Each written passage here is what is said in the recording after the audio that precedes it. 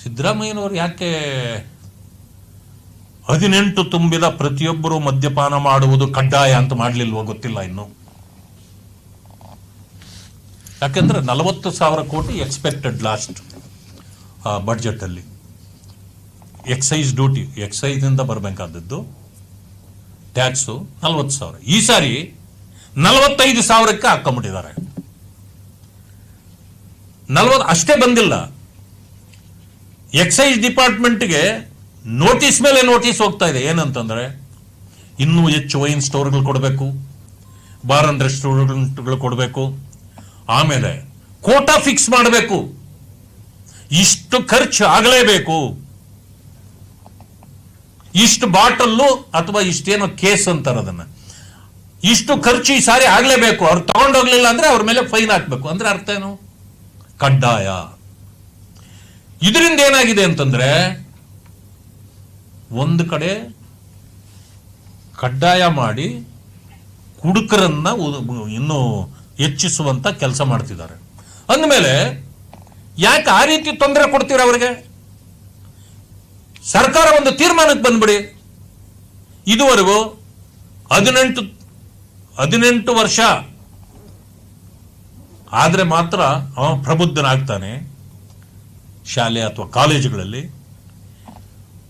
18 ಅಲ್ಲಿ ಬೋರ್ಡ್ ಇರ್ತದೆ, 18 ವರ್ಷ ಆಗದೆ ಇದ್ದವರು ಬಾರ್ ಅಂಡ್ ರೆಸ್ಟೋರೆಂಟ್ ಅಲ್ಲಿ ಪ್ರವೇಶವೇ ಇರಲ್ಲ, ಯಾಕಂದ್ರೆ ಕುಡಿಬಾರದು ಅಂತ. 18 ತುಂಬಿದವರು ಕುಡುಕರು ಕಡ್ಡಾಯ ಆಗಬೇಕು, ಕುಡಿಯೋದು ಕಡ್ಡಾಯ ಮಾಡಿಬಿಟ್ರೆ ಅಟ್ಲೀಸ್ಟ್ ನಿಮ್ಮ ರೆವಿನ್ಯೂ ಹೆಚ್ಚಾಗ್ತದಲ್ಲ. ಕುಡಿಗೆ ಇದ್ದವ್ರನ್ನ ಜೈಲಿಗೆ ಹಾಕ್ಬೇಕು. ಆಮೇಲೆ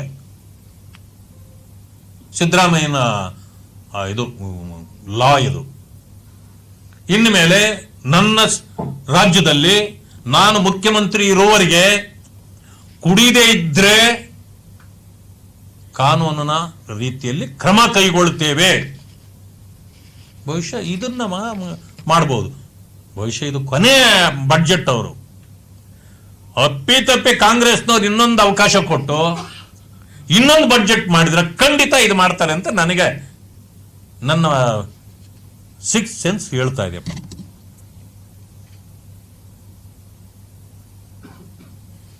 ಸಮೃದ್ಧ ಕರ್ನಾಟಕ ಇವತ್ತು ಆರ್ಥಿಕ ಸ್ಥಿತಿಗಳಿಗೆ ತಕ್ಕ ಹಾಗೆ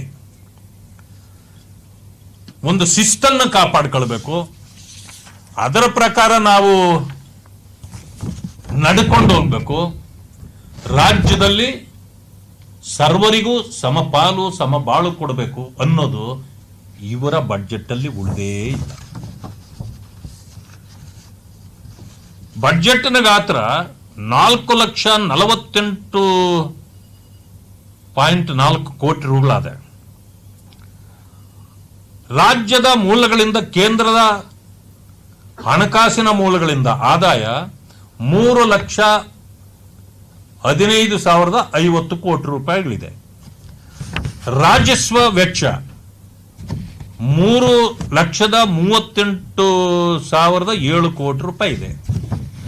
ಬಂಡವಾಳ ವೆಚ್ಚ 74,682 ಕೋಟಿ. ಇಷ್ಟೇ.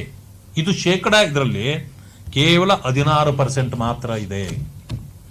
ಆದರೂ ಕೂಡ ಕಳೆದ ವರ್ಷದಲ್ಲಿ ಇವರು ಏನೇನು ಈ ರೀತಿ ಅಭಿವೃದ್ಧಿಗೆ ಬಂಡವಾಳ ವೆಚ್ಚ ಮಾಡ್ತೀವಿ ಎಲ್ಲ ಕಡಿತ ಮಾಡಿದ್ದಾರೆ. ಇವತ್ತು ಹೇಳ್ಬಹುದು, ನಾಳೆ ದಿವಸ ಅಭಿವೃದ್ಧಿ ಈ ಸಾರಿ ಬೇಕಾದ್ರೆ ಬಿಡು, ಬೇರೆ ಖರ್ಚುಗಳು ಏನೇಳಕ್ಕಾಗೋದಿಲ್ಲ. ರೆವಿನ್ಯೂ ಎಕ್ಸ್ಪೆಂಡಿಚರ್ಸು ಅದೆಲ್ಲ ಆದಾಗ ಇದನ್ನು ಮಾಡೋಕ್ಕಾಗೋದಿಲ್ಲ. ಇಲ್ಲಂತೂ ಮಾಡಬಹುದು. ಆದ್ರಿಂದ ಈ ಸಾರಿ ಈ ವರ್ಷದ ವೆಚ್ಚದಲ್ಲಿ 20% ಹಣವನ್ನ ಸಾಲ ಮತ್ತು ಬಡ್ಡಿ ಈ ರೀಪೇಮೆಂಟ್ಗೆನೆ ಆಗತ್ತೆ. ಅಂದಾಜು 89,600 ಕೋಟಿ ಆಗ್ತದೆ.